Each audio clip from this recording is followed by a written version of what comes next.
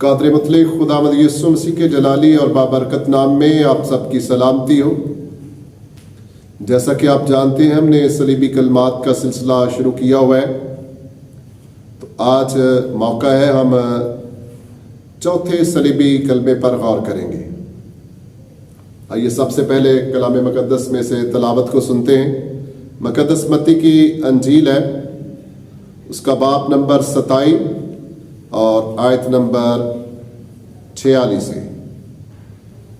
मुकद्दस मत्ती की अंजील उसका 46वां बाब आयत नंबर 27वां बाब आयत नंबर 46 है।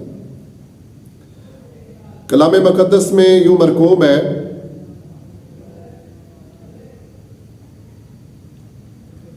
अजीजों आज हम चौथे कलमे पर गौर करेंगे। 3 कलमे हम पहले सुन चुके हैं, आज मौका है कि हम चौथे कलमे पर गौर करेंगे। मुकद्दस मत्ती की अंजील उसका बाब नंबर 27वां बाब और उसकी आयत नंबर 46 है। और तीसरे पहर के करीब यीशु ने बड़ी आवाज से चलाकर कहा, एली एली लमा शबक्तनी, यानी ऐ मेरे खुदा तूने मुझे क्यों छोड़ दिया। कलाम मुकद्दस का पढ़ा जाना हम सब के लिए बायसे बरकत बने। टोटल 7 सलीबी कलमात हैं। पहला कलमा हमने सुना था, ए बाप इनको माफ कर, जिसमें यीशु मसीह ने शिफायत की है। फिर हमने दूसरा कलमा सुना था, जिसमें एक डाकू को यकीन दहानी कराई जा रही है, तू आज ही मेरे साथ फरदौस में होगा, आज ही।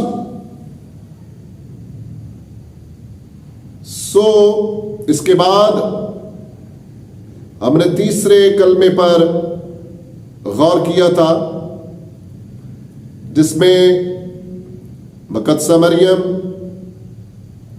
यानी अपनी मां को वो अपने एक प्यारे शागिर्द के सपुर्द करते हैं। सपुर्दगी का कलमा, अपने फराइज वो सलीब पर नहीं बोले।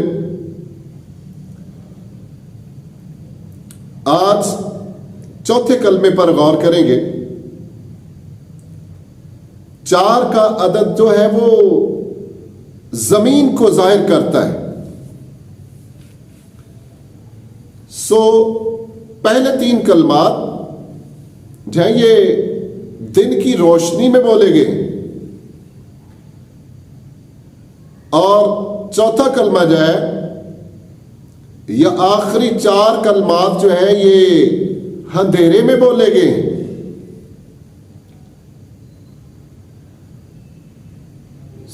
पहले कलमे में हमने गौर किया कि खुदावंद यीशु मसीह ने बाप कहकर पकारा, लेकिन अब चौथे कलमे में वो बाप की बजाय ऐ मेरे खुदा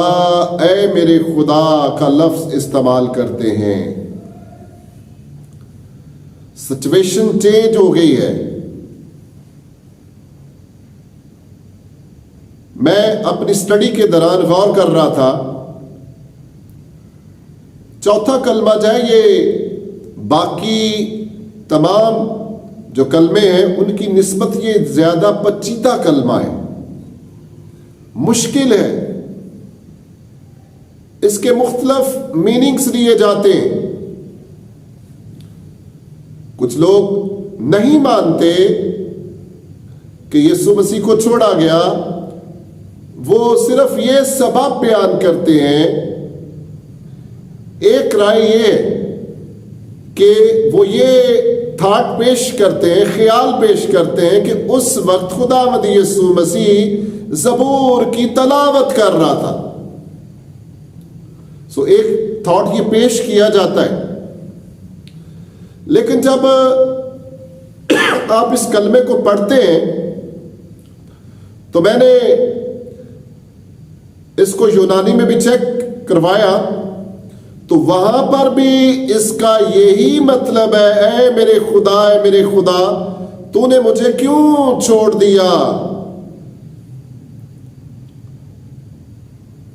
तो फिर जब यह सबूत मिल जाता है कि तूने मुझे क्यों छोड़ दिया,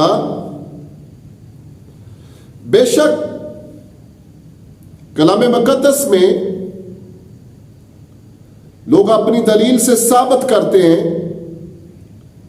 नहीं नहीं ऐसा नहीं हुआ, लेकिन यीशु मसीह के अल्फाज नहायत सादगी के अल्फाज हैं, इनको जुटलाया नहीं जा सकता।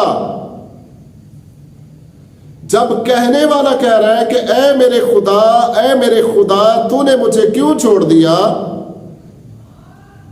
तो हमें भी इस बात को तस्लीम करना पड़ेगा, ये जुदाई जो है बहुत लंबी जुदाई नहीं है, चंद लम्हों की जुदाई है। यूहन्ना की अंजील के मुताबिक कि वो कभी लाग नहीं हुई, कभी उनको, और मसीह ने यह भी कहा जिसने मुझे भेजा है वो मेरे साथ है और उसने मुझे कभी अकेला नहीं छोड़ा। यूहन्ना की अंजील उसके 8 बाब की 29 है, उसने मुझे कभी अकेला नहीं छोड़ा। ये रियलिटी है, ये हकीकत है कि बाप ने कभी उसको छोड़ा नहीं है। लेकिन जब वो आलमगीर गुनाहों की कुर्बानी दे रहा है, पूरा कलाम मतलब पूरी बाइबल मुकद्दस, इस कलमे की रोशनी में आप गौर करें, अजीजों, हमारा खुदा इंसाफ करने वाला खुदा है, वो अदल के तकाजों को पूरा करता है। हो नहीं सकता कि वो मेरे साथ लाख सलूक करे और अपने बेटे के साथ लाख सलूक करे। मैं आपके सामने कुछ एग्जाम्पल्स रखता हूं। नंबर 1,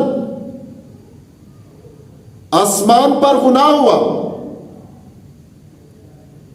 लूसीफर फरिश्ते ने जब उसके दिलो दिमाग में फख्र आ गया है, जब वो कहता है मैं अपना तख्त खुदा से भी ऊंचा बनाऊंगा, बुलंद बनाऊंगा, ये उसकी जिंदगी में फख्र का गुनाह आ गया, तो खुदा ने उसको गंदगी की तरह फेंक दिया। ये फरिश्ता जो था खुदा बाप की हजूरी में रहने वाला, अभी ये हमारा टॉपिक नहीं है, चले हल्का सा टच में दे रहा हूं कि वो खुदा के लोग बयान करते हैं ये आसमानी कवायर का लीडर था। और आप जानते हैं खुदा, कलाम मुकद्दस में लिखा हुआ है, खुदा उस नूर में रहता है, यहां किसी की रसाई नहीं। ये फरिश्ता खुदा के क्लोज रहने वाला था और अपने हाथों को फैलाकर या अपने पैरों को फैलाकर खुदा के जलाल को रोकता था ताकि छोटे फरिश्ते जो है वो मार ना जाए। या यूं कह ले कि वो खुदा के जलाल को बर्दाश्त नहीं कर सकते थे। जब आसमान पर गुनाह हुआ ना, तो खुदा, हमारा जिंदा खुदा गुनाह की बर्दाश्त नहीं कर सकता। उसने इस फरिश्ता को जो इसके साथ मिल गए थे गंदगी की तरफ फेंक दिया। ये पहली एग्जाम्पल है कलाम मुकद्दस में। फिर दूसरी एग्जाम्पल जो है, अब गौर करते हैं अजीजों, बाग़े अदन के अंदर खुदा कितनी मोहब्बत दिखा रहा था, कितना प्यार था आदम और हवा के साथ। खुदा अपनी तालीम देने के लिए, लेक्चर देने के लिए आसमान छोड़ता और ठंडे वक्त में, कलाम में लिखा है पैदाइश की किताब में कि वो ठंडे वक्त में आदम के पास आता, 2 लोगों को क्लास, उनको लेक्चर देने के लिए कि आपने बाग़े अदन के अंदर कैसे रहना है, कैसे इसकी बागबानी करनी है, कैसे इसकी गल्लाबानी करनी है। लेकिन अजीजों, बहुत क्लियर बताया गया था कि इस दरख्त का फल तू ना खाना। लेकिन जब अम्बा हवा ने और आदम ने खाया तो खुदा ने फिर अपना अदल जाहिर किया। खुदा ने उनको बाग अदन से बाहर कर दिया, छोड़ दिया। ये दूसरी एग्जाम्पल है। कलाम अब तीसरी एग्जाम्पल जो है, दाऊद बादशाह, जिसके मुतल्लिक एक बड़ी स्टेटमेंट जब भी हम सुनते हैं हमारा दिल खुश हो जाता है। दाऊद मेरे दिल के मुवाफिक मुझे मिल गया। लेकिन जब दाऊद की जिंदगी में गुनाह आ जाता है तो खुदा की हजूरी उससे उठ जाती है। खुदा का मसा उसके ऊपर नहीं रहता। सो खुदा जिस जिंदगी में गुनाह आ जाता है उसको छोड़ देता है। फजल के दौर में भी और पहले दौर में भी वो छोड़ देता था, आज भी वो छोड़ देता है। लेकिन खुदावंद का फजल है, हम खुश है कि हम फजल के दौर में से गुजर रहे हैं और खुदावंद का ये फजल है। हम शुक्रिया अदा करते हैं। जैसे हम सच्चे दिल से इकरार करते हैं और उनको फिर हमें टच करता है, फिर हमें बरकत देता है, फिर हमसे काम लेता है और फिर हम एक हो जाते हैं। अगर खुदा ने गुनाह करने वाले फरिश्तों को नहीं छोड़ा, अगर खुदा ने अपनी फर्स्ट क्रिएशन को नहीं छोड़ा, अगर खुदा ने कासियों को नहीं छोड़ा, अगर खुदा ने बादशाहों को नहीं छोड़ा, अगर खुदा ने नबियों को नहीं छोड़ा, अब बात आ गई थी अपने बेटे की। तो यहां पर भी अदल करना बहुत जरूरी था। मेरे सामने एक मिसाल है, बहुत प्यारी मिसाल है वो। प्रोफेसर शफीक अमल साहब है कराची से। मैंने उनकी किताब में ये मिसाल पढ़ी, कुछ देर हो गई है, शायद पूरे तौर पर मैं उस तरह बयान ना कर सकूं। अमेरिका में एक ब्रिज है जो इलेक्ट्रॉनिक है और जब उसके ऊपर से ट्रेन गुजरती है तो वो ब्रिज बंद होता है और जब बहरी जहाज गुजरता है तो वो ओपन हो जाता है।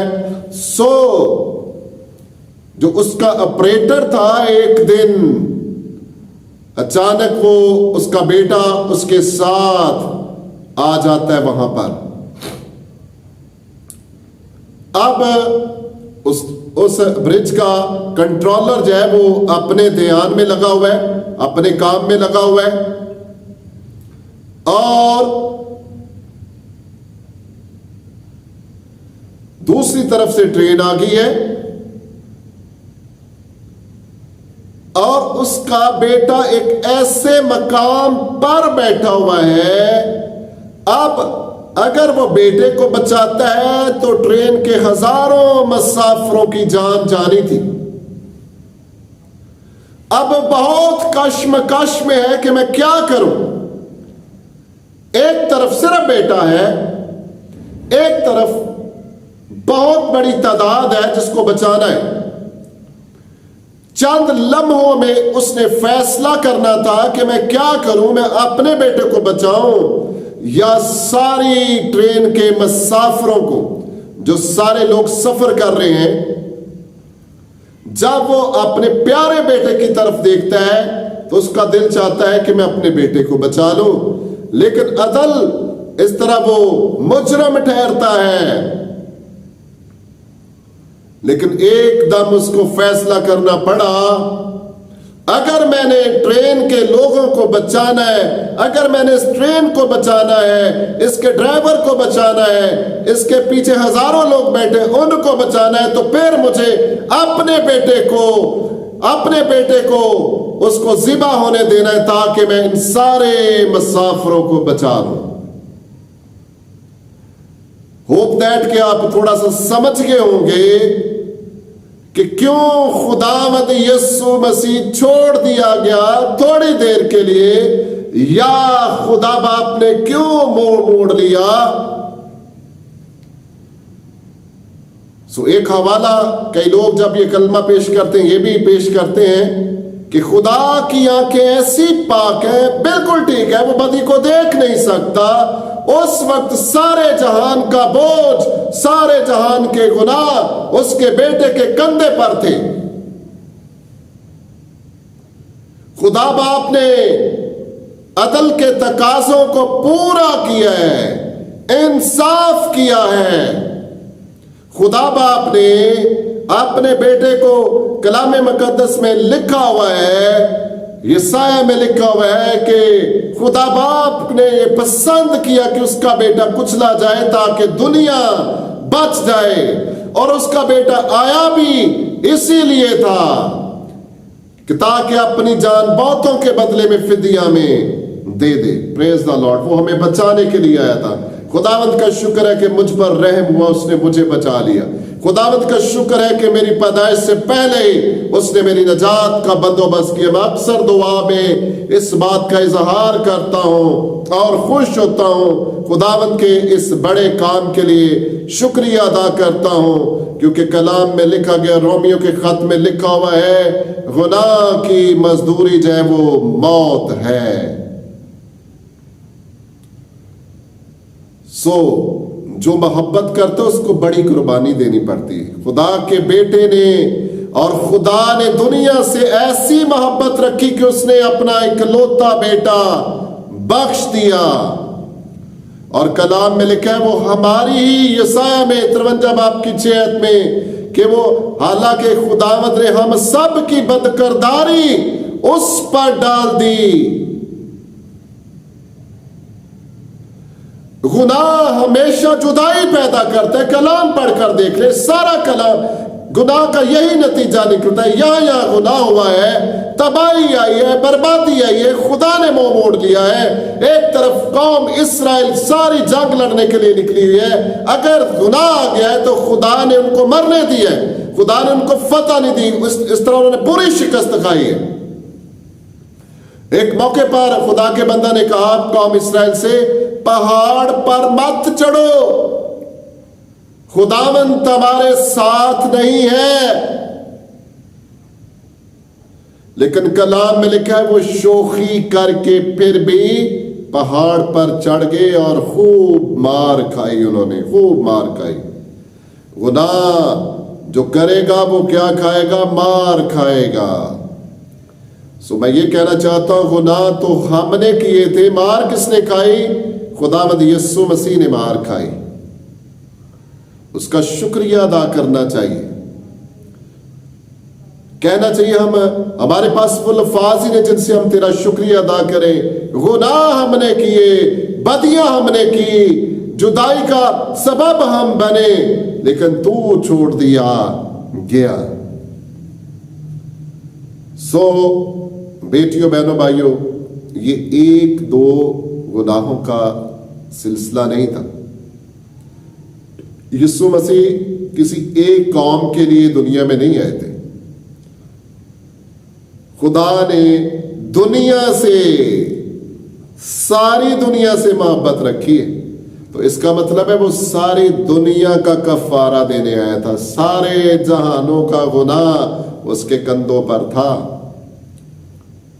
खुदा तो एक सिंगल गुनाह को बर्दाश्त नहीं कर सकता, तो ये तो सारे जहान का गुनाह उसके कंधों पर था। यूहन्ना ने जब उसको देखा, उसने कहा, देखो देखो, ये है खुदा का बरा, ये है खुदा का बरा जो दुनिया का गुनाह उठा लिए जाता है। हम शुक्रिया अदा करते हैं खुदा के बरे के लिए, जिसने हमारी बदियां अपने ऊपर उठा ली और उनको गहरे समंदर में फेंक दिया है। दोबारा इस दलदल में ना गिरे, दोबारा गिरेंगे तो वो हमें छोड़ देगा। अदल का तकाजा खुदा बाप ने सलीब पर पूरा किया है। उसने हमें बचाने के लिए अपने बेटे पर सारे गुनाह उस पर जब देखे, तो उसने कुछ लम्हों के लिए अपना मुंह मोड़ लिया। बयान करते हुए बड़ा ये करब की बात है, वो यीशु जो हमेशा बाप की कुर्बत में रहे, जो कभी लाक नहीं हुआ कि चंद थोड़ी सी जुदाई, चंद लम्हों की जुदाई भी वो बर्दाश्त नहीं कर सका। वो चला उठा। ये हमारे लिए एक एग्जाम्पल भी है। मुख्तसर सी जुदाई, लेकिन वो चला उठा।